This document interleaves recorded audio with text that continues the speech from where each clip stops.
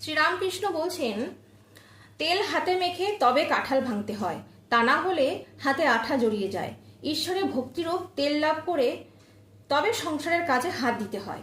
কিন্তু এই ভক্তি লাভ করতে হলে নির্জন হওয়া চাই।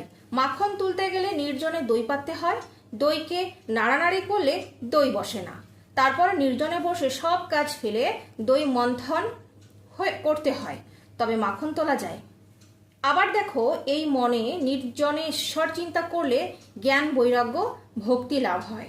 কিন্তু সংসারে ফেলে রাখলে ওই মন নীচ হয়ে যায়। সংসারে কেবল কামিনী কাঞ্চন চিন্তা।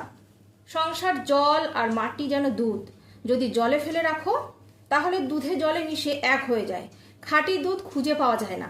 দুধকে দই পেতে মাখন তুলে যদি জলে রাখা হয় তাহলে ভাসে। তাই নির্জনের সাধনা দ্বারা আগে জ্ঞান ভক্তিরূপ মাখন